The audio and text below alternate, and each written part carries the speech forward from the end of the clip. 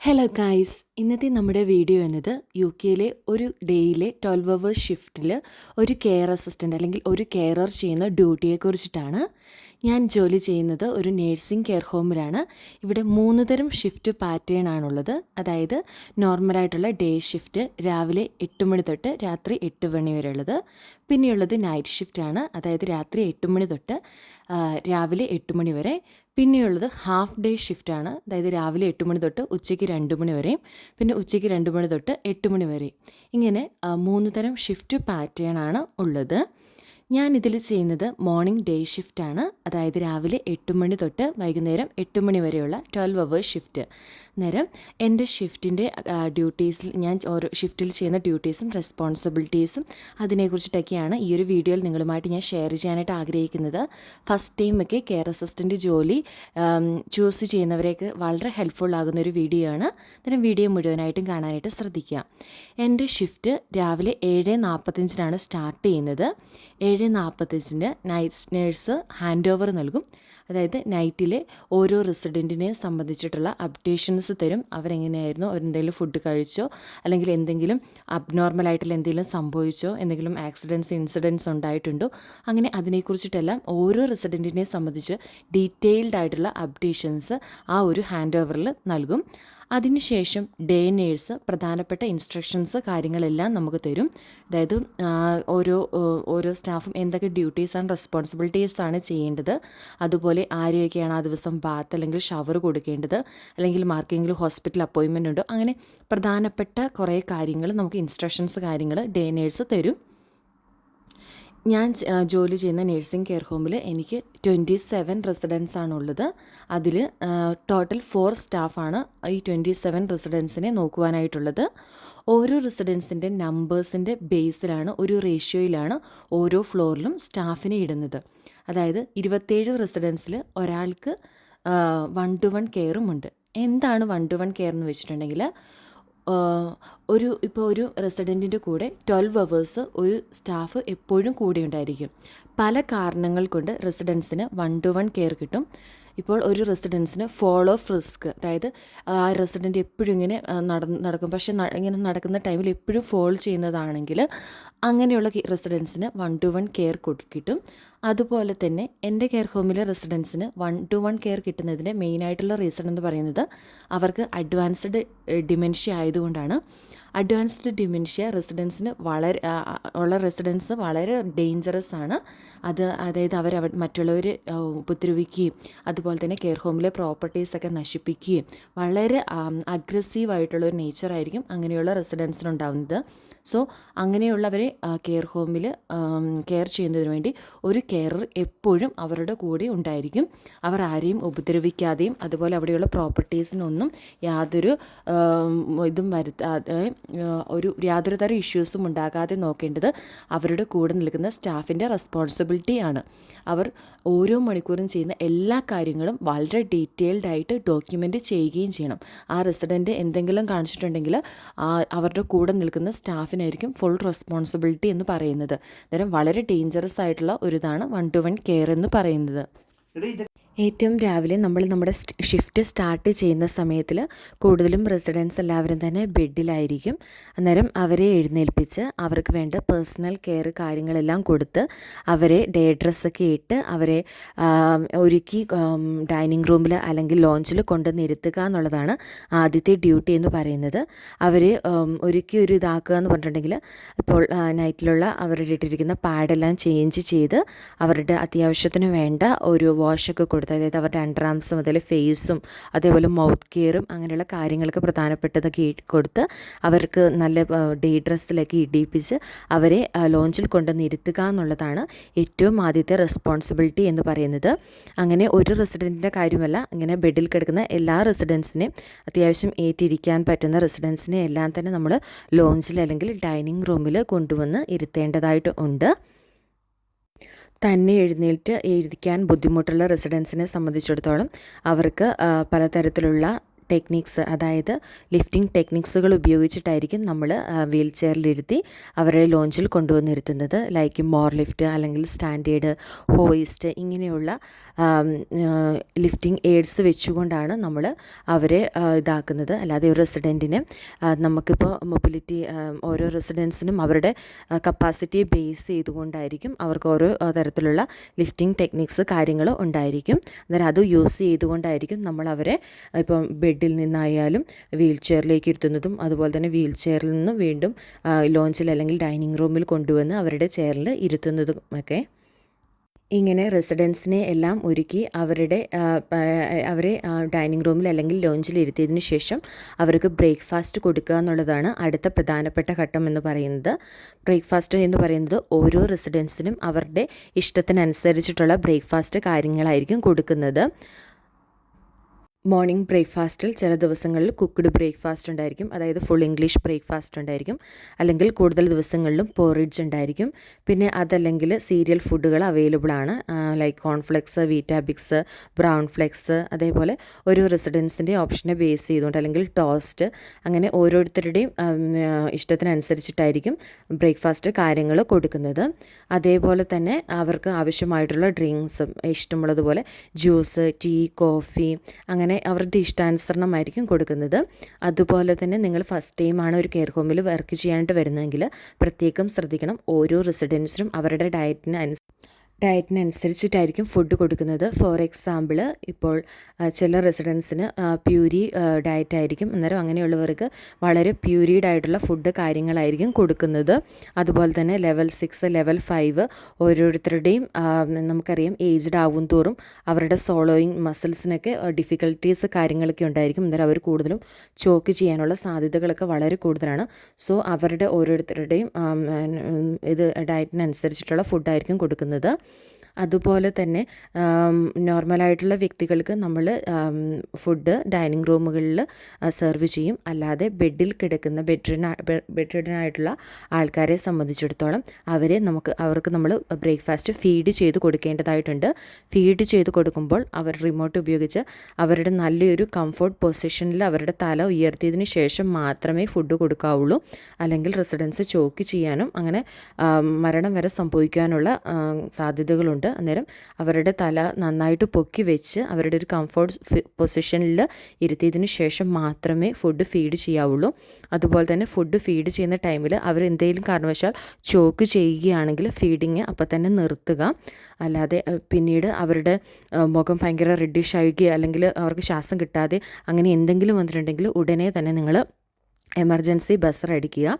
അങ്ങനെയുള്ള കാര്യങ്ങളൊക്കെ പ്രത്യേകം ശ്രദ്ധിക്കണം. അതുപോലെ തന്നെ ഓരോ റെസിഡൻസിനും തിക്നറും അവരുടെ ഡ്രിങ്ക്സിൽ ആഡ് ചെയ്തിട്ടുണ്ടായിരിക്കും.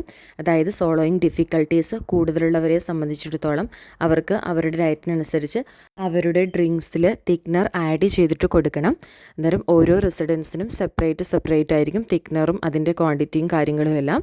അന്നേരം അതും എല്ലാം ഫസ്റ്റ് ടൈം വരുന്നവരെ സംബന്ധിച്ചും അതെല്ലാം വളരെ ശ്രദ്ധിക്കണം. അതുപോലെ തന്നെ ഇപ്പോൾ ഫുഡൊക്കെ കൊടുത്തു കഴിയുമ്പോൾ ഫുഡെന്ന് മാത്രമല്ല നമ്മൾ ഓരോ റെസിഡൻറ്റിനും നമ്മൾ പേഴ്സണൽ കെയർ അല്ലെങ്കിൽ അവരെ നമ്മൾ ഹെൽപ്പ് ചെയ്തിട്ടുണ്ടെങ്കിലും അതെല്ലാം അവരുടെ ഫയലിൽ ഡോക്യുമെൻ്റ് ചെയ്തിട്ടുണ്ടായിരിക്കണം. ഡോക്യുമെൻറ്റേഷൻ എന്ന് പറയുന്നത് വളരെ ഇമ്പോർട്ടൻ്റ് ആണ്. ഇപ്പോൾ ഫുഡ് കൊടുത്തിട്ടാണെങ്കിലും അവർ എത്രത്തോളം ക്വാണ്ടിറ്റി ഫുഡ് കഴിച്ചു, അതേപോലെ ഡ്രിങ്ക്സ് കൊടുത്ത് എത്ര ml അവർ കുടിച്ചു, അങ്ങനെ എല്ലാ കാര്യങ്ങളും ഡീറ്റെയിൽഡ് ആയിട്ട് ഡോക്യുമെൻ്റ് ചെയ്തിട്ടുണ്ടായിരിക്കണം. ഡോക്യുമെൻറ്റേഷൻ എന്ന് പറയുന്നത് വളരെ ഇമ്പോർട്ടൻ്റ് ആയ ഒന്നാണ്. അതേപോലെ തന്നെ കിച്ചണിൽ നിന്നാണ് നമുക്ക് റെസിഡൻസിന് ആവശ്യം വേണ്ട ഫുഡൊക്കെ പ്രിപ്പയർഡ് ആക്കി തരുന്നത്. അതായത് കിച്ചണിൽ മെയിൻ ഷെഫ് ഉണ്ടായിരിക്കും. അവർ ഓരോ റെസിഡൻസിനും ആവശ്യപ്രകാരമുള്ള ഫുഡ് ട്രോളിയിലാക്കി കൊണ്ടുവന്ന് തരും. അന്നേരം സ്റ്റാഫിൽ സീനിയർ ആയിട്ടുള്ളവരാണ് ആ ഫുഡ് ട്രോളിയിൽ നിന്നും ഓരോ റെസിഡൻസിൻ്റെ ആവശ്യപ്രകാരമുള്ള ഫുഡ് സെർവ് ചെയ്ത് കൊടുക്കുന്നത്. റെസിഡൻസിന് എല്ലാ ഫുഡ് കഴിയുമ്പോൾ ആ പാത്രങ്ങളും ഗ്ലാസ്സുകളും എല്ലാം ഒരു ട്രോളിയിലാക്കി തിരിച്ച് നമ്മൾ കിച്ചണിലോട്ട് തന്നെ കൊടുത്തു വിടും. അവിടെ കിച്ചണിൽ വർക്ക് ചെയ്യുന്ന കിച്ചൺ അസിസ്റ്റൻ്റ് ആയിരിക്കും പാത്രങ്ങളും അതുപോലെ തന്നെ ഗ്ലാസ്സുകൾ അതിൽ സ്പൂൺ ഇതെല്ലാം ക്ലീൻ ആക്കിയിട്ട് നെക്സ്റ്റ് ഫുഡ് ടൈമിൽ, അതായത് ഇപ്പോൾ നമ്മൾ മോർണിംഗ് ടൈമിലാണ് അവർക്ക് നമ്മൾ ഫുഡ് കൊടുത്തു കഴിഞ്ഞ് ട്രോളി വിടുന്നതെങ്കിൽ ലഞ്ച് ടൈം ആകുമ്പോഴേക്കും അതെല്ലാം ക്ലീൻ ആക്കിയിട്ട് തിരിച്ചു കൊണ്ടുവന്ന് നമുക്ക് തരും. അതായത് കിച്ചണിൽ ഷെഫിനെ കൂടാതെ കിച്ചണിൽ പാത്രങ്ങൾ കഴുകാനും അതുപോലെ ഫുഡൊക്കെ കട്ട് ചെയ്ത് കൊടുക്കാനും അങ്ങനെ അവിടെ എല്ലാം ക്ലീൻ ആക്കാനും അതിനൊക്കെ വേണ്ടിയിട്ട് കിച്ചൺ അസിസ്റ്റൻ്റ് ആര് വർക്ക് ചെയ്യുന്നുണ്ട്. റെസിഡൻസിന് ബ്രേക്ക്ഫാസ്റ്റൊക്കെ കൊടുത്തതിന് ശേഷം സ്റ്റാഫ് ബ്രേക്കിന് പോകുന്ന ടൈമാണ്. അന്നേരം സ്റ്റാഫിനെന്ന് പറഞ്ഞാൽ ഓരോ സ്റ്റാഫിനും 12 അവർ ഷിഫ്റ്റിൽ 1 മണിക്കൂർ ബ്രേക്കാണ് ഉള്ളത്. അതായത് മോർണിംഗ് 50 മിനിറ്റ്സ്, ഉച്ചയ്ക്ക് ലഞ്ച് കഴിഞ്ഞതിന് ശേഷം ഹാഫ് ആൻ അവർ, പിന്നെ ഈവനിങ് 50 മിനിറ്റ്സ്, അങ്ങനെ ടോട്ടൽ 1 അവറാണ് ബ്രേക്ക് കൊടുക്കുന്നത്. ഓരോ കെയർ ഹോമിൻ്റെ പോളിസീനെ അനുസരിച്ചിട്ടായിരിക്കും ബ്രേക്കിൻ്റെ പേയ്മെൻറ്റ് കാര്യങ്ങൾ നടത്തുന്നത്. എൻ്റെ കെയർ ഹോമിൽ ബ്രേക്കിൻ്റെ പേയ്മെൻറ്റ് നൽകുന്നില്ല. അതായത് 1 മണിക്കൂറത്തെ പേയ്മെൻറ്റ് നമ്മൾ ബ്രേക്ക് എടുക്കുന്ന ടൈമിൽ പേയ്മെൻറ്റ് നമുക്ക് നൽകില്ല. ചില കെയർ ഹോമുകളിൽ നിങ്ങൾക്ക് ആ ഒരു പേയ്മെൻറ്റ് നൽകും. അതായത് നിങ്ങൾ 12 അവേഴ്സ് വർക്ക് ചെയ്യുമ്പോൾ നിങ്ങൾക്ക് 12 അവേഴ്സിൻ്റെ തന്നെ പേയ്മെൻറ്റ് കിട്ടും. നമ്മളിപ്പോൾ വർക്ക് ചെയ്യുമ്പോൾ 12 അവേഴ്സ് വർക്ക് ചെയ്താലും നമുക്ക് 11 അവേഴ്സിൻ്റെ പേയ്മെൻറ്റാണ് കിട്ടുന്നത്. ഇപ്പോൾ 4 പേര് വർക്ക് ചെയ്യുന്ന ഫ്ലോറിൽ 2 പേര് എന്തായാലും ഫ്ലോറിൽ തന്നെ ഉണ്ടായിരിക്കണം. അതായത് നമ്മൾ കൂടുതലും ഒരു ടൈമിൽ ഒരാളായിട്ടാണ് നമ്മൾ കൂടുതലും പോകാനായിട്ട് ശ്രദ്ധിക്കുന്നത്. കാരണം ഈ ഒരു ഡിമെൻഷ്യ വാർഡ് ആയതുകൊണ്ട് എപ്പോഴാണ് എങ്ങനെയാണ് എമർജൻസി കാര്യങ്ങളൊക്കെ വരുന്നതെന്ന് നമുക്ക് പറയാൻ വേണ്ടി സാധിക്കില്ല. അത് കാരണം ഒരു സമയത്ത് ഒരാൾ മാത്രമായിരിക്കും ബ്രേക്കിന് പോകുന്നത്, ബാക്കിയുള്ളവർ ഫ്ലോറിൽ തന്നെ ഉണ്ടായിരിക്കും. ബ്രേക്കിന് ശേഷം റെസിഡൻസിന് ആവശ്യമായിട്ടുള്ള ഷവർ അല്ലെങ്കിൽ ബാത്ത്, അതുപോലെ തന്നെ ബെഡ് ബാത്ത്, അങ്ങനെയുള്ള കാര്യങ്ങളൊക്കെയാണ് നമ്മൾ കൂടുതലായിട്ടും ചെയ്യുന്നത്. ഷവർ കൊടുക്കുന്നത് ഡിമെൻഷ്യ ബാധിച്ചവർക്ക് കൊടുക്കുമ്പോൾ വളരെ ബുദ്ധിമുട്ടായ കാര്യമാണ്. അവർ നമ്മളെ ഉപദ്രവിക്കുകയൊക്കെ ചെയ്യും. എൻ്റെ പേഴ്സണലായിട്ട് ഞാൻ ഫസ്റ്റ് വന്ന ടൈമിൽ ഡിമെൻഷ്യയായിട്ടുള്ള ഒരാളെ കുളിപ്പിക്കാനായിട്ട് പോയി. അന്നേരം 2 സ്റ്റാഫ് കൂടിയിട്ടായിരുന്നു കുളിപ്പിക്കാനായിട്ട് പോയത്. വളരെ അഗ്രസീവായ ബിഹേവിയർ ആയിരുന്നു അയാൾ. കുളിപ്പിക്കാൻ പോയപ്പോൾ തൊട്ട് ഭയങ്കരമായിട്ട് നമ്മൾ ഉപദ്രവിക്കുകയായിരുന്നു. ഞങ്ങൾ ഒരു വിധത്തിലാണ് അയാളെ കുളിപ്പിച്ചിട്ട് ഇങ്ങനെ എടുത്തത്. അന്നേരം ട്രൗസർ ഇട്ട് കൊടുക്കുന്ന സമയത്ത് അയാൾ നേരെ നമുക്കിട്ട് ചവിട്ടുകയും കാല് വെച്ച് ചവിട്ടുകയൊക്കെ ചെയ്തു. ദൈവാനുഗ്രഹത്തിലൊന്നും സംഭവിച്ചില്ല. അങ്ങനെ വളരെ അഗ്രസീവായിട്ടുള്ള റെസിഡൻസിനെ ഹാൻഡിൽ ചെയ്യുക എന്നുള്ളത് വളരെ ബുദ്ധിമുട്ടുള്ള കാര്യമാണ്. അങ്ങനെയാണ് ഓരോ റെസിഡൻസിനും പേഴ്സണൽ കെയർ ഒക്കെ കൊടുക്കുന്നത്. കാരണം അവരെ സംബന്ധിച്ചിടത്തോളം അവർക്ക് ബോധം അങ്ങനെയൊന്നും ഉണ്ടായിരിക്കില്ല. അന്നേരം അവരെ ഒന്ന് കുളിപ്പിക്കുക അല്ലെങ്കിൽ അവരെ ഒന്ന് ക്ലീൻ ആക്കി എടുക്കുക എന്നുള്ളത് വളരെ ബുദ്ധിമുട്ടുള്ള കാര്യമാണ്. പിന്നെ നമ്മൾ ബെഡിൽ കിടക്കുന്നവരെ, അതായത് ബെഡ് റിഡനായിട്ട് ബെഡിൽ കിടക്കുന്ന റെസിഡൻസിന് 4 അവേഴ്സ് റീപൊസിഷൻ ചെയ്യണം. അതായത് നമ്മൾ രാവിലെ 10 മണിക്ക് ബെഡിൽ കിടക്കുന്ന റെസിഡൻസിന് ജസ്റ്റ് അവർക്ക് വാഷൊക്കെ കൊടുത്ത് അവരിട്ടിരിക്കുന്ന ഡ്രസ്സൊക്കെ ചേഞ്ച് ചെയ്ത് അവരുടെ പാഡൊക്കെ ചേഞ്ച് ചെയ്ത്, പാഡ് ചിലപ്പോൾ വെറ്റായിരിക്കും, അല്ലെങ്കിൽ അവർ അപ്പിയൊക്കെ ഇട്ടിട്ടുണ്ടായിരിക്കും. അന്നേരം അതെല്ലാം ക്ലീനാക്കി പുതിയ പാഡൊക്കെ വെച്ചിട്ട് അവർക്ക് വാഷ് കാര്യങ്ങളൊക്കെ കൊടുക്കണം. അതേപോലെ തന്നെ എല്ലാ 4 അവേഴ്സും ബെഡിൽ കിടക്കുന്ന റെസിഡൻസിന് റീപൊസിഷൻ നൽകും. റീപൊസിഷൻ എന്ന് പറഞ്ഞിട്ടുണ്ടെങ്കിൽ ഇപ്പം ഒരേപോലെ നമ്മളിപ്പോൾ ഒരു ഏജ്ഡ് ആയിട്ടുള്ളവർ കിടന്നു കഴിയുമ്പോൾ അവരുടെ ബാക്കൊക്കെ പൊട്ടാനും അതുപോലെ സ്കിൻ ഇഷ്യൂസൊക്കെ വരാനുള്ള സാധ്യത വളരെ കൂടുതലാണ്. അന്നേരം ഓരോ 4 അവേഴ്സ് കൂടുമ്പോഴും നമ്മൾ ആ ഒരു റെസിഡൻസിനെ പല പൊസിഷനിലായിട്ട് മാറ്റിക്കിടത്തും. ഇപ്പം നമ്മൾ മോർണിംഗ് 10 മണിക്ക് നമ്മൾ റീപൊസിഷൻ ചെയ്യുന്ന സമയത്ത് ലെഫ്റ്റ് സൈഡിലോട്ടാണ് അവരെ കിടത്തിയിരിക്കുന്നതെങ്കിൽ അറൗണ്ട് ലഞ്ചൊക്കെ കഴിഞ്ഞൊരു 2 നെക്സ്റ്റ് റീപൊസിഷൻ്റെ ടൈമിൽ നമ്മൾ റൈറ്റ് സൈഡിലായിരിക്കും. പിന്നെ ഈവനിങ് ഒരു 6 അടുത്ത റീപൊസിഷൻ ചെയ്യുമ്പോൾ ബാക്ക് സൈഡിലായിരിക്കും. അങ്ങനെ 3 പ്രാവശ്യം ചെയ്യുമ്പോഴും ഇവരുടെ പാഡൊക്കെ ചേഞ്ച് ചെയ്ത്, ഇപ്പോൾ അവരുടെ ബെഡ്ഷീറ്റ് ഇതൊക്കെ വെറ്റാണെങ്കിൽ അത് മാറ്റുകയൊക്കെ ചെയ്യും. പിന്നെ അത് മാത്രമല്ല, ചില റെസിഡൻസിന് ഓരോ ദിവസം ഇന്ന റെസിഡൻസിനായിരിക്കും നമ്മൾ ഷവർ ബാത്തൊക്കെ കൊടുക്കുന്നത്. അന്നേരം ബെഡ് ബാത്തൊക്കെ കൊടുക്കും. ബെഡ് ബാത്ത് എന്ന് പറയുമ്പോൾ അവരെ ബെഡിൽ കിടത്തിയിട്ട് തന്നെ മൊത്തം ബോഡിയെല്ലാം വാഷ് ചെയ്ത് ഹെയറൊക്കെ വാഷ് ചെയ്ത് അങ്ങനെ ഫുള്ളായിട്ട് അവർക്ക് ബോഡി വാഷൊക്കെ കൊടുക്കുന്നത്. എന്ന് വെച്ചാൽ ഭയങ്കര ബുദ്ധിമുട്ടുള്ള കാര്യമാണ്. കാരണം ഒന്നാമതെന്ന് വെച്ചിട്ടുണ്ടെങ്കിൽ ഇവർ ഭയങ്കര അഗ്രസീവായിട്ടായിരിക്കും നമ്മുടെ അടുത്ത് ബിഹേവ് ചെയ്യുന്നത്. ഇവർക്കെന്ന് വെച്ചാൽ അങ്ങനെ ഇഷ്ടമുള്ള കാര്യമായിരിക്കില്ല. അന്നേരം ചിലപ്പോൾ നമ്മളെ മാന്തി പറിക്കും, ചിലപ്പോൾ നമ്മുടെ മുഖത്ത് തുപ്പും, ചിലപ്പോൾ നമുക്കിട്ട് അടിക്കും. അങ്ങനെ ഭയങ്കര അഗ്രസീവായിട്ടായിരിക്കും അവർ ബിഹേവ് ചെയ്യുന്നത്. സോ ഇതൊക്കെ വളരെ വളരെ കൺട്രോൾ ചെയ്ത്, അല്ലെങ്കിൽ അവരെ നന്നായിട്ട് ഉപദ്രവം ഏൽക്കാതെ വളരെ കറക്റ്റായിട്ട് നമ്മൾ ചെയ്യണം. അതുപോലെ തന്നെ ഓരോ റെസിഡൻസിൻ്റെ ബെഡ്ഷീറ്റൊക്കെ മാറ്റി പുതിയതായിട്ടുള്ള ബെഡ്ഷീറ്റൊക്കെ ഇട്ട് കൊടുത്ത്, അതേപോലെ ഡ്യൂറ്റ് കവറൊക്കെ മാറ്റിയിട്ട് അവർക്ക് കറക്റ്റായിട്ട് എല്ലാം പില്ലോ കവർ ഇതെല്ലാം ചേഞ്ച് ചെയ്തിട്ട് കറക്റ്റായിട്ട് കൊടുക്കണം. അതേപോലെ ഓരോ റെസിഡൻസിനും അവരുടെ പ്രിസ്ക്രൈബ്ഡ് ആയിട്ടുള്ള ക്രീം ഉണ്ടായിരിക്കും. വാഷൊക്കെ കൊടുത്തതിന് ശേഷം അവരുടെ സ്കിന്നിന് ആവശ്യമായിട്ടുള്ള ഓരോ റെസിഡൻസിനും ഉണ്ടായിരിക്കും. ഇപ്പം എന്തെങ്കിലും സ്കിൻ ഇഷ്യൂസ് അല്ലെങ്കിൽ എന്തെങ്കിലും ബ്രൂസസ് അല്ലെങ്കിൽ ബ്രോക്കൺ സ്കിന്നൊക്കെ ഉണ്ടെങ്കിൽ അതൊക്കെ പരിഹരിക്കുന്നതിനുള്ള ക്രീം കാര്യങ്ങളൊക്കെ ഉണ്ട്. അന്നേരം അതെല്ലാം കറക്റ്റ് കറക്റ്റായിട്ട് അപ്ലൈ ചെയ്തിട്ടുണ്ടായിരിക്കണം. അതുമാത്രമല്ല നമ്മൾ എന്ത് കെയർ കൊടുത്തിട്ടുണ്ടെങ്കിലും അതെല്ലാം കറക്റ്റായിട്ട് ഡോക്യുമെൻ്റ് ചെയ്തിട്ടുണ്ടായിരിക്കണം. അതുപോലെ നിങ്ങൾ പേഴ്സണൽ കെയർ ചെയ്യുന്ന ടൈമിൽ ആ ഒരു റെസിഡൻറ്റിൻ്റെ ശരീരത്തിൽ എന്തെങ്കിലും തരത്തിലുള്ള ബ്രൂസസോ അല്ലെങ്കിൽ കൂടുതലായിട്ട് എന്തെങ്കിലും റെഡ്നെസ്സോ അല്ലെങ്കിൽ എന്തെങ്കിലും സ്കിൻ ഇഷ്യൂസോ സ്കിൻ ബ്രോക്ക് ചെയ്തതോ അല്ലെങ്കിൽ സ്കിൻ ഡയർ അങ്ങനെ എന്തെങ്കിലുമൊക്കെ കണ്ടിട്ടുണ്ടെങ്കിൽ അത് നിങ്ങളുടെ സീനിയർ കെയററിനെ അല്ലെങ്കിൽ നേഴ്സിനെ കറക്റ്റായിട്ട് നിങ്ങൾ ഇൻഫോം ചെയ്തിട്ടുണ്ടായിരിക്കണം. അല്ലെങ്കിൽ അങ്ങനെ നിങ്ങൾ ഇൻഫോം ചെയ്തിട്ടില്ലെങ്കിൽ പിന്നീട് അത് വലിയ ഇഷ്യൂസും സേഫ് ഗാർഡിങ്ങും പോലുള്ള വലിയ വലിയ ഇഷ്യൂസിലേക്കൊക്കെ മാറും. അതായത് കറക്റ്റായിട്ട് കമ്മ്യൂണിക്കേറ്റ് ചെയ്യുക എന്നുള്ളത് വളരെ ഇമ്പോർട്ടൻ്റ് ആണ്. അതുമാത്രമല്ല ആ കമ്മ്യൂണിക്കേറ്റ് ചെയ്ത കാര്യം നിങ്ങൾ കറക്റ്റായിട്ട് നിങ്ങളുടെ സിസ്റ്റത്തിൽ ഡോക്യുമെൻ്റ് ചെയ്തിട്ടും ഉണ്ടായിരിക്കണം. ആ റെസിഡൻറ്റിൻ്റെ സിസ്റ്റത്തിൽ ഡോക്യുമെൻ്റ് ചെയ്തിട്ടുണ്ടായിരിക്കണം. പിന്നീട് ഫ്യൂച്ചറിൽ ഒരു ഇഷ്യൂ വന്നിട്ടുണ്ടെങ്കിൽ നിങ്ങൾ ഓൾറെഡി കമ്മ്യൂണിക്കേറ്റ് ചെയ്ത അല്ലെങ്കിൽ നിങ്ങളത് ഡോക്യുമെൻ്റ് ചെയ്തു എന്നുള്ളത് അതിനൊക്കെ വലിയ തെളിവുള്ള കാര്യങ്ങളാണ്. അന്നേരം അതൊക്കെ വളരെ ശ്രദ്ധിക്കേണ്ട ഒരു കാര്യമാണ്. അതുപോലെ തന്നെ ഓരോ റെസിഡൻസിനും അവരുടെ ടോയ്ലറ്റിൽ പോകാൻ വേണ്ടിയിട്ട് അവരെ ഹെൽപ്പ് ചെയ്യണം. ചിലപ്പോഴൊക്കെ നടക്കാനൊക്കെ ബുദ്ധിമുട്ടുള്ള റെസിഡൻസ് ഓരോ റെസിഡൻസിൻ്റെയും റൂമുകളിൽ അവർക്ക് ബസർ ഉണ്ടായിരിക്കും. അന്നേരം ആ ഒരു ബസർ അവർക്ക് ഹെൽപ്പിന് പോകേണ്ട ടൈമിൽ അവർ ബസർ പ്രസ് ചെയ്യും. അന്നേരം നമ്മൾ അവരെ ടോയ്ലറ്റിൽ പോകാനൊക്കെ ആയിട്ട് ഹെൽപ്പ് ചെയ്യണം. അതുപോലെ തന്നെ പേഴ്സണൽ കെയറിൽ വരുന്ന മറ്റൊന്നാണ് റെസിഡൻസിന് ഷേവ് കൊടുക്കണം എന്നുള്ളത്. പിന്നെ അതേപോലെ തന്നെ അവരുടെ കയ്യിലെ നെയിൽസൊക്കെ ക്ലീനാക്കി കട്ട് ചെയ്യണം. സമയമൊക്കെ കിട്ടുവാണെങ്കിൽ അവർക്ക് ഇപ്പം ലേഡീസിനൊക്കെ ഇഷ്ടമുള്ളവരാണെങ്കിൽ അവർക്ക് നെയിൽ പോളിഷൊക്കെ ഇട്ട് കൊടുക്കണം. അതേപോലെ കാലിൽ നഖം വെട്ടാനും മുടി കട്ട് ചെയ്യാനും കെയറേഴ്സിന് റൈറ്റില്ല. ഓരോ വീക്കിലി കെയർ ഹോമിൽ കാലിലെ നഖം വെട്ടാൻ അതായത് ചെറാപ്പോട്ടിസ്റ്റും അതുപോലെ ഹെയർ കട്ട് ചെയ്യാൻ സ്പെഷ്യലിസ്റ്റ് ആയിട്ടുള്ളവരൊക്കെ പുറത്തുനിന്ന് വന്നിട്ടാണ് ചെയ്ത് കൊടുക്കുന്നത്. അതായത് ഓരോ റെസിഡൻസിൻ്റെ നീഡ് അനുസരിച്ച് ഇപ്പോൾ അവരൊക്കെ അവർ എക്സ്ട്രാ പേ ചെയ്യണം അതിന് വേണ്ടിയിട്ട്. നമ്മുടെ കെയർ ഹോമിലൊക്കെ അങ്ങനെയാണ്. എനിക്ക് തോന്നുന്നു ഒരു ചെറാപ്പോട്ടിസ്റ്റ് എന്ന് പറയുമ്പോൾ ഒരു നല്ല സ്പെഷ്യലൈസ്ഡ് ആളായിരിക്കും. അന്നേരം അതിൻ്റെ പ്രത്യേക കോഴ്സെല്ലാം കഴിഞ്ഞ് അവർ കാരണം ഇങ്ങനെ അവർക്കുള്ളതൊക്കെ ഇപ്പം അവരുടെ കാലിലൊന്നും മുറിയാതെ വളരെ സ്പെഷ്യലിസ്റ്റ് ആയിട്ടുള്ളവരായിരിക്കും. എനിക്ക് തോന്നുന്നു ഒരു മണിക്കൂറിന് അല്ല ഒരു പെർ പേഴ്സൺ ഒരു 16 പൗണ്ട് വെച്ചിട്ടാണ് ഞങ്ങളുടെ അവിടുത്തെ ഒരു ചെറാപ്പോട്ടിസ്റ്റിന് കിട്ടുന്നത്. അന്നേരം വളരെ സ്കോപ്പുള്ള ഒരു കോഴ്സ് തന്നെയാണ്. നമ്മൾ കരുതും കാലിൽ നഖം വെട്ടുന്നത്, പക്ഷേ അത് വളരെ ശ്രദ്ധയോടെ ചെയ്യേണ്ട കാര്യമാണ്. എന്നാൽ നല്ലൊരു സ്കോപ്പുള്ളൊരു കോഴ്സ് തന്നെയാണ്. എല്ലാ കെയർ ഹോമുകളിലും ഇങ്ങനെ വീക്കിലി അല്ലെങ്കിൽ മന്ത്ലി ആയിട്ടായിരിക്കും വന്നിട്ട് ചെയ്തിട്ട് കൊടുക്കുന്നത്.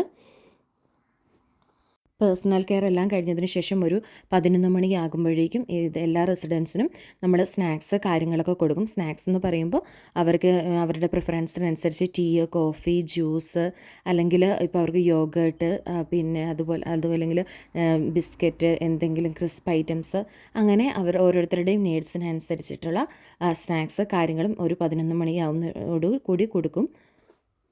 അതുപോലെ തന്നെ നമ്മൾ വീക്കെൻഡ്സിലൊക്കെയാണ് വർക്ക് ചെയ്യുന്നതെങ്കിൽ നമ്മൾ വീക്ക്ലി വെയ്റ്റ്സ് കാര്യങ്ങളൊക്കെ നോക്കാനായിട്ടുണ്ട്. അന്നേരം അതിൽ ഇപ്പം ഹോയിസ്റ്റൊക്കെ അതായത് ബെഡ് റിഡൻ ആയുള്ളവർക്ക് ഹോയിസ്റ്റ് സ്കെയിൽ ഉപയോഗിച്ച് നമ്മൾ വെയിറ്റ് ചെക്ക് ചെയ്യും. അല്ലെങ്കിൽ വെയിൽ സ്കെയിൽ ഉപയോഗിച്ചിട്ട് ഓരോ റെസിഡൻസിൻ്റെയും വെയിറ്റ് കാര്യങ്ങൾ ചെക്ക് ചെയ്യും. ഏകദേശം ഒരു 12-15 കൂടിയാണ് ഇവർക്ക് ഉച്ചയ്ക്കത്തെ ഫുഡ് കൊടുക്കുന്നത്. ഡിന്നറാണ് ഇവർക്ക് കൊടുക്കുന്നത്. ലഞ്ചിന് ഇവിടെ ഡിന്നർ എന്നാണ് പറയുന്നത്. അവർക്ക് അവർ തലേ ദിവസം തന്നെ അതിന് ഓരോരുത്തർക്കും ഫുഡ് മെനു കാര്യങ്ങളൊക്കെ കൊടുത്തിട്ടുണ്ടായിരിക്കും കിച്ചണിൽ നിന്ന്. അന്നേരം ഓരോരുത്തരുടെ ഇഷ്ടത്തിനനുസരിച്ചിട്ട് അവർ തലേ ദിവസം തന്നെ അവർക്ക് ഇന്ന് ഉച്ചയ്ക്ക് കഴിക്കേണ്ട ഫുഡിൻ്റെ ഡീറ്റെയിൽസ് കാര്യങ്ങളൊക്കെ കൊടുത്തിട്ടുണ്ടായിരിക്കും. അന്നേരം ആ ഒരു ഷെഫ് അവരുടെ ആവശ്യാനുസരണമുള്ള ഫുഡ് ട്രോളിയിൽ ഉണ്ടാക്കിയിട്ട് കൊണ്ടുവരും. അന്നേരം സ്റ്റാഫിൽ സീനിയർ ആയിട്ടുള്ളവർ അത് സെർവ് ചെയ്ത് ഓരോ റെസിഡൻസിനും കൊടുക്കും. ആദ്യം നമ്മൾ ഡൈനിങ് റൂമിൽ ഇരിക്കുന്നവർക്ക് ഫുഡ് കാര്യങ്ങൾ കൊടുക്കും. അതിനുശേഷം ബെഡിൽ കിടക്കുന്നവർക്ക് അവരെ അസിസ്റ്റ് ചെയ്യാനായിട്ട് കൊടുക്കും. അന്നേരം വളരെ ശ്രദ്ധിക്കേണ്ട ഒരു കാര്യമാണത്. ബെഡിലുള്ള കിടക്കുന്നവർ ഫീഡ് ചെയ്യുമ്പോൾ അവരുടെ കംഫർട്ട് പൊസിഷൻ അതായത് ഹെഡ് നന്നായിട്ട് പൊക്കിയിരുന്നതിന് ശേഷം മാത്രമേ ഫുഡ് ഫീഡ് ചെയ്തിട്ട് കൊടുക്കാവുള്ളൂ. ഇടയിലുള്ള സമയങ്ങളിലെല്ലാം തന്നെ ഓരോ റെസിഡൻസിൻ്റെ റൂമിലും ഓരോരുത്തരുടെയും അടുത്ത് ഇപ്പോൾ ഇരിക്കുന്നവർ അല്ല ബെഡിൽ കിടക്കുന്നവരുടെ എല്ലാം കയ്യിൽ ഓരോ ബസർ ഉണ്ടായിരിക്കും. അന്നേരം അവർക്ക് എന്താ അനുസരണം ആണെങ്കിൽ അവർ ബസർ അടിച്ചുകൊണ്ടിരിക്കും. അപ്പോൾ ടോയ്ലറ്റിൽ പോകാൻ അല്ലെങ്കിൽ പാഡ് ചേഞ്ച് ചെയ്യാൻ. ചിലരൊക്കെ ഭയങ്കര കൺഫ്യൂസ്ഡ് ആയിട്ടുള്ള റെസിഡൻസ് ഉണ്ടായിരിക്കും. അവരിപ്പോൾ പറഞ്ഞത് തന്നെ വീണ്ടും പറഞ്ഞുകൊണ്ടിരിക്കും. ചില റെസിഡൻസ് ഉണ്ട് അവർക്ക് ഭയങ്കര അടുക്കും ചിട്ടയായിരിക്കും. അന്നേരം അവരുടെ റൂമിലെ ഒരു സാധനം അങ്ങോട്ടോ ഇങ്ങോട്ടോ നീങ്ങിയിട്ടുണ്ടെങ്കിൽ അവർ ഭയങ്കരമായിട്ട് ഷൗട്ട് ചെയ്യുകയും അതെല്ലാം കറക്റ്റായിട്ട് നമ്മൾ വെച്ച് കൊടുക്കുകയും ചെയ്യണം. ഇപ്പോൾ പുതുതായിട്ട് പോകുന്നവരൊന്നും അത് കറക്റ്റായിട്ട് വെച്ചിട്ടില്ലെങ്കിൽ അവർ ഭയങ്കര സെൻസിറ്റീവായിട്ട് ഭയങ്കരമായിട്ട് ഇതായിട്ട് ചില സമയത്ത് റൂഡായിരിക്കും, ചില സമയത്ത് പെട്ടെന്ന് കരയും, അങ്ങനെയൊക്കെ പറഞ്ഞ് പിന്നെ ചില സമയത്ത് ചില റെസിഡൻസ് ഉണ്ട് ഏത് സമയം ഒരാവശ്യമില്ലാതെ ചെറിയ കാര്യങ്ങൾക്ക് വേണ്ടി ഇങ്ങനെ ബസറടിച്ചുകൊണ്ടിരിക്കും. അന്നേരം അതെല്ലാം നമ്മൾ ഈ ഒരു ഇതിനിടയ്ക്കെല്ലാം അറ്റൻഡ് ചെയ്തുകൊണ്ടേ ഇരിക്കണം. അതുപോലെ തന്നെ ഡിമെൻഷ്യ വാർഡിൽ വർക്ക് ചെയ്യുമ്പോൾ ഏറ്റവും കൂടുതൽ ഒരു പ്രശ്നമായിട്ട് തോന്നിയിട്ടുള്ളതെന്ന് വെച്ചിട്ടുണ്ടെങ്കിൽ ഇവർ ഭയങ്കര കൺഫ്യൂസ്ഡ് ആയിരിക്കും. അവരെന്താ ചെയ്യുന്നതെന്നുള്ളതൊന്നും അവർക്ക് അറിയത്തില്ല. അന്നേരം അവർ പാടൊക്കെ എടുത്ത് മാറ്റിയിട്ട് ഷീറ്റിലും അതുപോലെ ഡ്രസ്സിലും അതുപോലെ ബെഡിലും എല്ലാം തന്നെ അപ്പിയിട്ട് അത് തൂത്ത് വെക്കും. അതുപോലെ ബെഡെല്ലാം വെറ്റാക്കി വെക്കും. അവിടെ അവരൊന്ന് വൃത്തിയാക്കി എടുക്കുക എന്നുള്ളത് വളരെ ബുദ്ധിമുട്ടായ കാര്യമാണ്. അവരുടെ ശരീരം മുഴുവൻ അവരതെല്ലാം തൂത്ത് വെക്കും. അവരുടെ നഖത്തിനിടയ്ക്കും അതേപോലെ എല്ലായിടത്തും തന്നെ ഇങ്ങനെ ഇതാക്കും. നേരം ഇവരെ നോർമലാക്കി ക്ലീനാക്കി എടുക്കുക എന്നുള്ളത് വളരെ ബുദ്ധിമുട്ടുള്ള കാര്യമാണ്. അവരെ ക്ലീനാക്കുമ്പം ശരിക്കും പറഞ്ഞാൽ അവർ സമ്മതിക്കില്ല. അവർ ഭയങ്കരമായിട്ട് നമ്മുടെ അടുത്ത് അഗ്രസീവായിട്ടായിരിക്കും ബിഹേവ് ചെയ്യുന്നത്. നമ്മളെ ഉപദ്രവിക്കാനൊക്കെ നോക്കും. അന്നേരം അവരെ എല്ലാം ഒരു പ്രോപ്പറായിട്ട് നമ്മുടെ ട്രെയിനിങ് ബേസിൽ നമ്മളവരെ കറക്റ്റായിട്ട് കാമാക്കി അവരെ ക്ലീനാക്കി എടുക്കുക എന്നുള്ളതിൽ അവരെ പറഞ്ഞ് കൺവിൻസ് ചെയ്ത് അവരെ ഇതാക്കി എടുക്കുക എന്നുള്ളതും വളരെ ബുദ്ധിമുട്ടുള്ളൊരു കാര്യം തന്നെയാണ്. നിങ്ങൾക്ക് കേൾക്കുമ്പോൾ പെട്ടെന്ന് തോന്നും ഇത്രയും ചേഞ്ച് ചെയ്താൽ മതിയല്ലോ, ഇത്രയും റെസിഡൻസ് ഉണ്ട്, അന്നേരം അത്രയും റെസിഡൻസിന് ഇത്രയും സ്റ്റാഫ് അവർ തരത്തുള്ളൂ. അന്നേരം ആ സ്റ്റാഫ് നന്നായിട്ട് നല്ലൊരു ഹാർഡ് വർക്ക് തന്നെയാണ് ഈ റെസിഡൻസിനെല്ലാം ചേഞ്ച് ചെയ്ത് അല്ലെ അവരുടെ എല്ലാ കാര്യങ്ങളും ചെയ്യുക എന്ന് പറയുന്നത്. പിന്നീട് റെസിഡൻസിനെല്ലാം ഫുഡെല്ലാം കൊടുത്തതിന് ശേഷം നമ്മൾ ട്രോളിയെല്ലാം തിരിച്ച് കിച്ചണിലെടുത്തതിന് ശേഷം ഇതെല്ലാ കാര്യങ്ങളും ഡോക്യുമെൻറ്റ് ചെയ്യും. കറക്റ്റായിട്ട് ഓരോ റെസിഡൻസും കഴിച്ച ഫുഡിൻ്റെ പോർഷനും അങ്ങനെ ഓരോ ഡ്രിങ്ക്സിൻ്റെ എല്ലാ കാര്യങ്ങളും വളരെ ഡീറ്റെയിൽഡ് ആയിട്ട് നമ്മൾ ഡോക്യുമെൻറ്റ് ചെയ്യും. അതിന് ശേഷമാണ് നമ്മൾ സ്റ്റാഫ് ഓരോരുത്തരായിട്ട് ബ്രേക്കിന് പോകുന്നത്.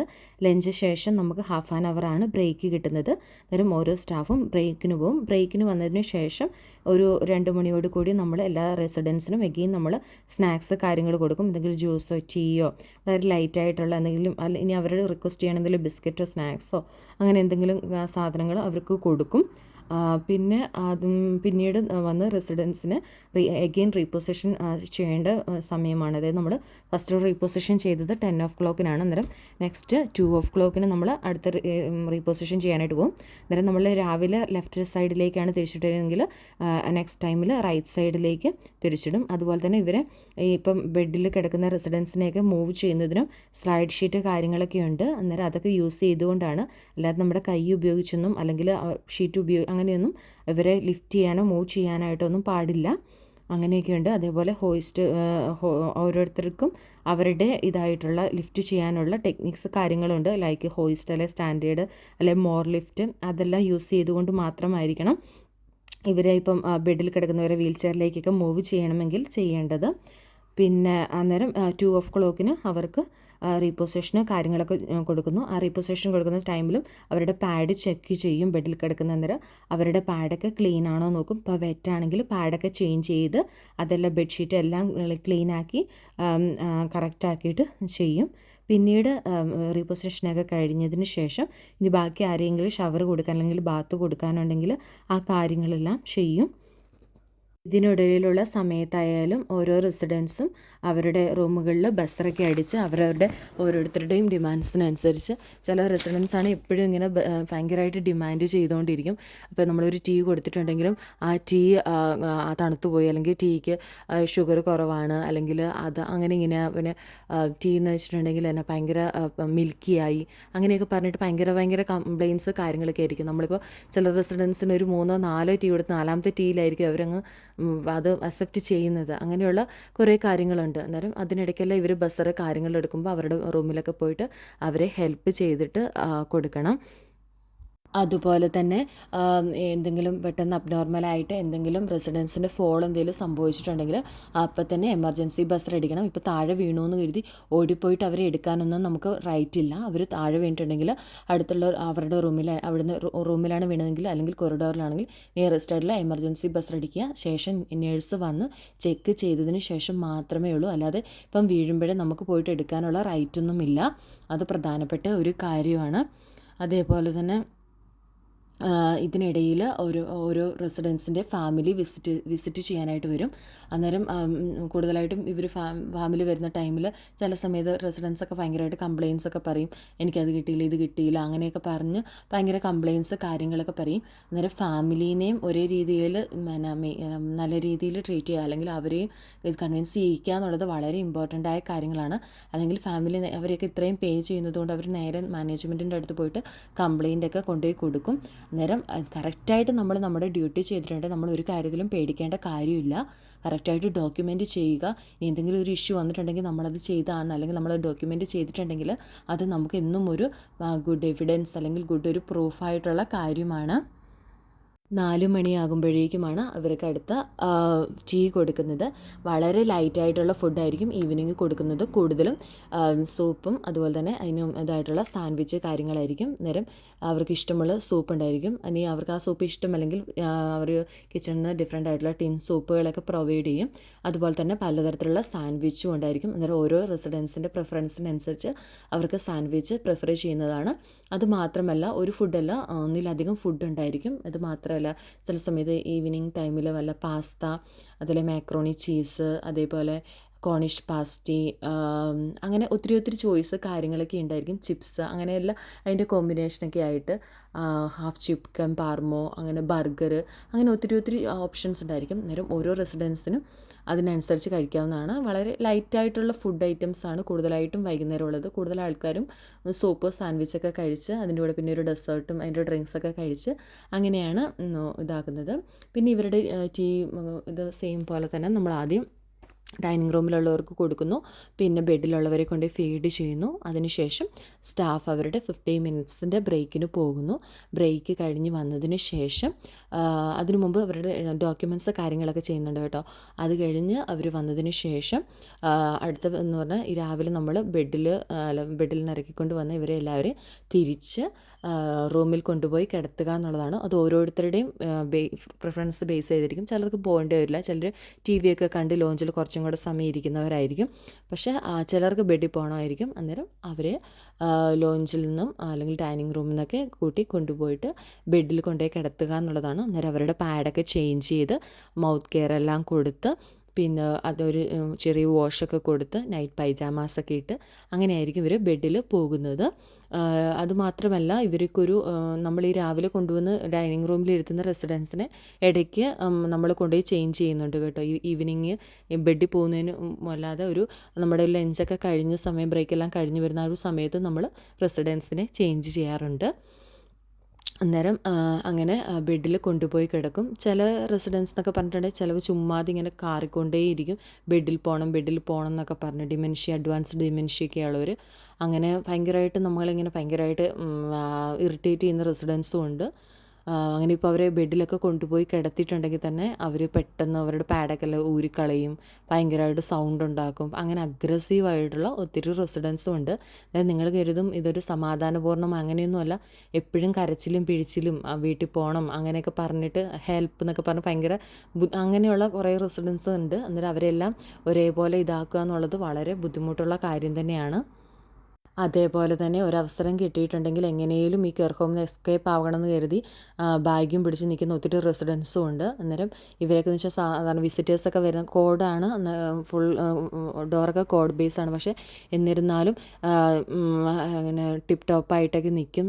എങ്ങനെയും ഇവിടെ നിന്ന് ചാടി പോകണം എന്നൊക്കെ പറഞ്ഞ് നിൽക്കുന്ന റെസിഡൻസും ഉണ്ട്. അന്നേരം ഇവർ വിസിറ്റേഴ്സൊക്കെ വരുമ്പോൾ ശരിക്കും നമ്മൾ ശ്രദ്ധിക്കണം. ഇവർ പോകുന്നവരുടെ കൂടെ അവരും അങ്ങോട്ട് ഇറങ്ങി പോകുകയോ അങ്ങനെയൊക്കെ ചെയ്യും. അന്നേരം ഇവർ പോകുന്നുണ്ടോ എന്നൊക്കെ ഉള്ളത് വളരെ ശ്രദ്ധിക്കേണ്ട കാര്യമാണ്. അങ്ങനെയുള്ള കുറേ ഇഷ്യൂസ് കാര്യങ്ങളുണ്ട്. അങ്ങനെ ഇറങ്ങി പോയിട്ടുണ്ടെങ്കിൽ തന്നെ അത് നമ്മുടെ ജോലി തന്നെ തെറിക്കുന്നതിന് കാരണമാകും. കാരണം അത്രയും നമ്മൾ വളരെ കെയറോടുകൂടി ചെയ്യേണ്ടതാണ്. പിന്നീട് ഈ സ്റ്റാഫല്ല റെസിഡൻസ് തമ്മിൽ അങ്ങോട്ടും ഇങ്ങോട്ടും, ചില റെസിഡൻസ് തമ്മിൽ മിണ്ടൂല, ചില റെസിഡൻസ് തമ്മിൽ അങ്ങോട്ടും ഇങ്ങോട്ടും വഴക്കിടുന്നവരുണ്ട്. അന്നേരം ഇവരെല്ലാം വേറെ സ്ഥലത്തിലിരുന്ന് അങ്ങനെയൊക്കെ ഉള്ളത് വളരെ ഇമ്പോർട്ടൻ്റ് ആയിട്ടുള്ള കാര്യമാണ്.